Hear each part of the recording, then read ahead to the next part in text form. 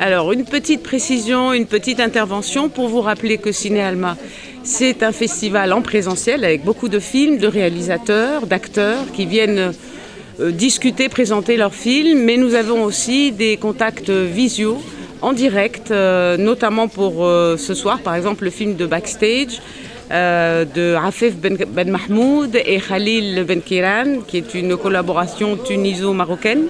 Et donc après le film, on a pu avoir un petit entretien visio, voilà, pour parler du film et répondre à nos questions ou aux questions des téléspectateurs.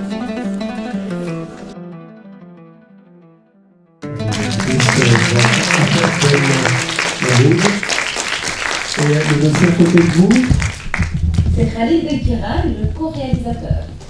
Bravo. Voilà. Et écoutez, on vient de terminer la projection avec un petit peu de retard, désolé. Et nous avons l'honneur d'avoir parmi nous monsieur le consul de Tunisie à Nice et à Monaco. Voilà, monsieur le consul, il est où quelque part, il est là. Voilà. Monsieur le consul, levez-vous, non, mais il faut vous montrer par là, monsieur le consul. Il n'a pas compris, c'est par là. Voilà, c'est comme ça qu'on va vous voir. Bonsoir.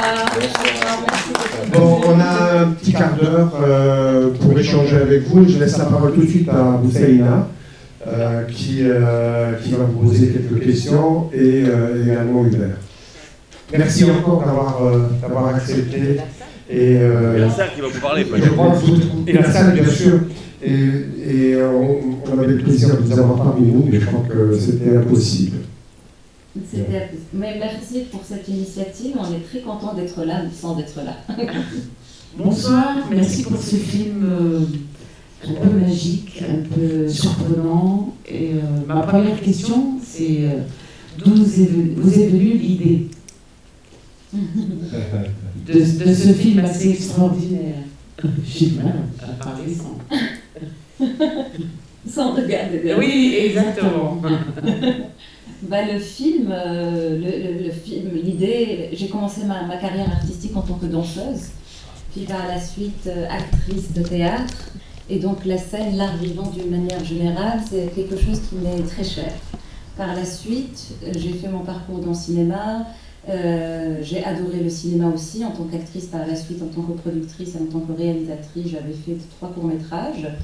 Et l'idée, en faisant mon dernier court-métrage, a déjà commencé à trotter dans ma tête, parce qu'effectivement, je commençais à m'imprégner plus du monde du cinéma, mais en même temps, en ayant le monde de l'art vivant sur mes épaules, avec beaucoup de vécu, avec beaucoup de partage, avec beaucoup d'expérience. Et ce monde d'art vivant m'a toujours intriguée, interpellée, et j'ai toujours... L'idée, c'était de comment réussir à réunir les deux mondes ensemble, dans le 7e art, qui inclut tout en principe. C'est très réussi. La question que vous êtes là tous les deux, comment s'est fait votre rencontre avec la Tunisie et le Maroc, justement donc? Vous avez deux co-réalisateurs qui sont présents là avec nous. Oui, on voit. Déjà, on est mariés. Ah, d'accord. Donc, voilà, et en fait, je travaille au Doha Film Institute, je gère le fonds d'aide, et Afef écrivait, et chaque fois que je rentrais à la maison, nous discutions des nouvelles scènes et nous les faisons avancer ensemble. Et donc, avec le temps, il est devenu un peu logique qu'on co-réalise ensemble. Je suis moi-même réalisateur, c'est ma première fiction, et j'avais fait un long métrage de documentaire. Donc c'est un peu de cela que ça a démarré. Et voilà, et donc la Tunisie et le Maroc, Khalil est marocain, je suis tunisienne. Et voilà, et quelque part, il y a le Maroc, il y a la Tunisie, mais dans ce rêve justement qu'on a voulu réaliser, c'est que quelque part, comme aujourd'hui, on est un peu de partout, mais on est un. L'homme avec grand H est le même un peu partout, et surtout dans le monde de l'art vivant ou même dans le cinéma, on est mélangé, on est souvent de pays différents, mais ça n'empêche pas qu'on puisse connecter, qu'on puisse échanger et qu'on puisse collaborer ensemble. Sans frontières, c'était bien le nom de la troupe. Exactement. La troupe sans frontières. Oui, moi j'ai une petite question. C'est la forêt, c'est on dirait un personnage. La forêt et les animaux. À part entière, il y a. Enfin, je ne sais pas ce que vous pourriez dire là-dessus, mais on le ressent fort en regardant le film. La forêt, les ombres, les animaux. Pourquoi cette interaction avec les animaux dans la forêt et la troupe? L'idée de la troupe, au début, cette troupe sans frontières, justement, c'est une troupe engagée. Et d'où le spectacle d'ouverture avec des images sur des catastrophes naturelles, sur l'environnement. Et donc on comprend que c'est des gens qui sont engagés pour cette cause-là. Mais malheureusement, il y a toujours un gap entre ce qu'on pense, ce qu'on ressent, ce qu'on veut défendre et ce qu'on est réellement. Et donc l'idée, c'était de prendre ce beau, de commencer par ces gens presque parfaits, de par leur gestuelle, sensualité et tout, et de les mettre dans une zone où ils prétendent connaître, mais c'est loin de là. Et donc l'inconfort était comment les ramener dans une forêt, dans cet environnement dont ils parlent, et de se retrouver confrontés à des animaux. Et c'était pour ça, en fait, en faisant des repérages, on a trouvé les singes réels, ils existent réellement. Le lion de l'Atlas existait, mais il n'existe plus malheureusement. Et tout ça à cause de, comme on le sait tous, de l'homme, des catastrophes naturelles, de tout ce qu'on fait et malheureusement de tout ce qu'on détruit. Et c'était une mise en abîme de tous ces gens-là, de l'engagement et de ce qu'on est en train réellement de faire aujourd'hui. Moi, ce que j'ai beaucoup aimé, c'est ce que vous avez réussi sur la luminosité et sur la luminosité qui commence par le spectacle, avec cette expression corporelle, mais aussi les gros plans sur les visages, qui parlent beaucoup. Vous avez travaillé beaucoup pour nous faire sortir cette expression sur les visages, sur les corps. Ben justement, parce que c'est le choix de la danse contemporaine, parce que la danse contemporaine, c'est de l'expression corporelle. Et donc, ramener le monde de la danse contemporaine au cinéma, on a beaucoup parlé, Khalid et moi, de comment approcher la chose et comment rester toujours fidèle à notre idée première, qui est l'expression corporelle, qui est le corps, le corps qui parle et qui dit tellement de choses, et pas nécessairement la parole. Et donc, dans la réalisation et dans l'approche qu'on voulait mettre en avant, c'était justement de s'approcher de ces corps-là et d'essayer de voir de déchiffrer qu'est-ce qu'ils sont en train de dire sans parler. Voilà. Le public veut réagir peut-être par rapport à ce qu'on vient de dire. Il y a des personnes qui veulent, par rapport au film, des positions corporelles des femmes aussi, dans votre film. Ah.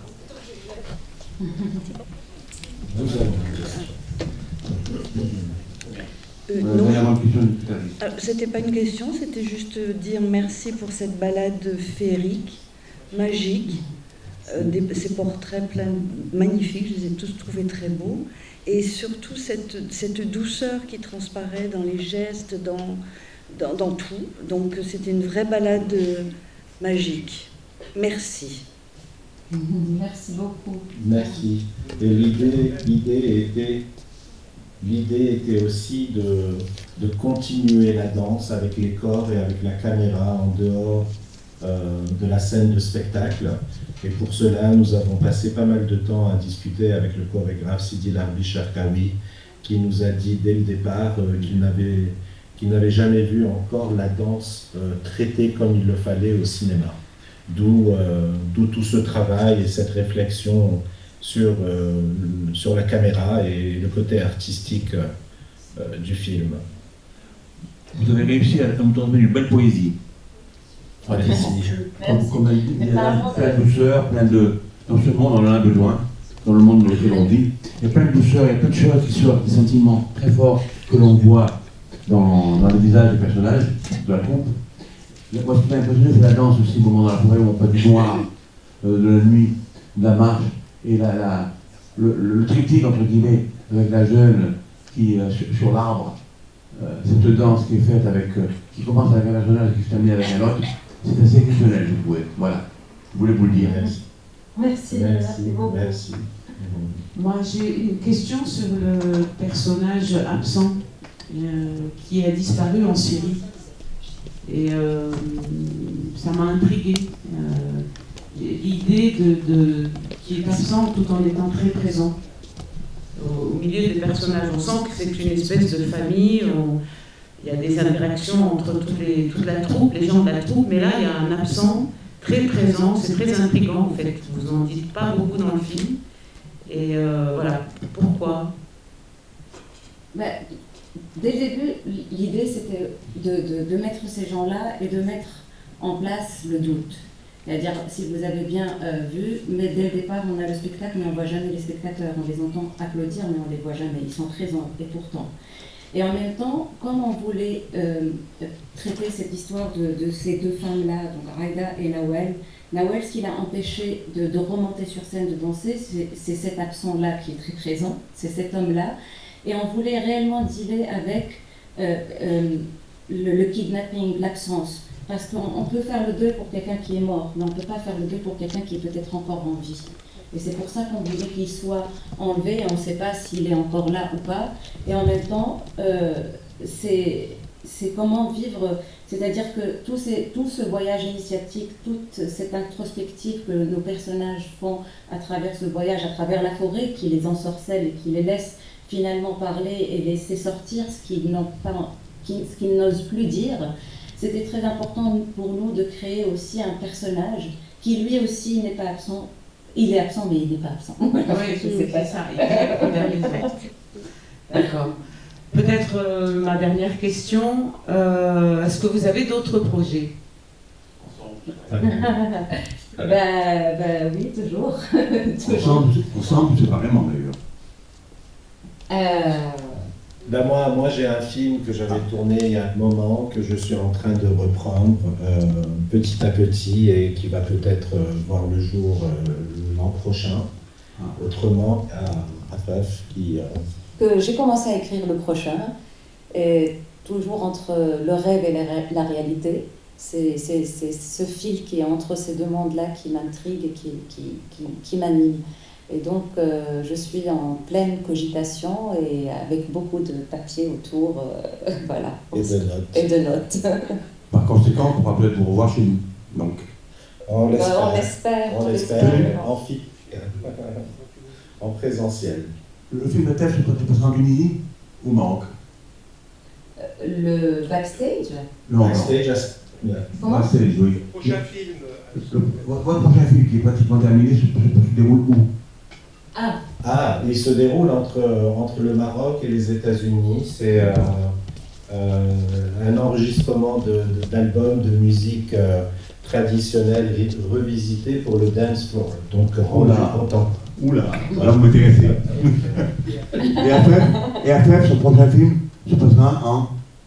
Moi, je pense qu'il sera un peu partout, parce que ça va être un film qui est entre la fiction et le documentaire, et avec des personnages qui sont pas forcément tunisiens ou marocains, avec à chaque fois qu'il y a une personnalité qui va m'intriguer. J'ai déjà des gens en tête, mais qui sont éparpillés un peu dans le monde. Donc, voilà. On retourne dans le sans frontières. Toujours sans frontières. Merci beaucoup. Merci beaucoup. Merci d'avoir été avec nous. Merci pour votre film. Bonne soirée. Bon festival.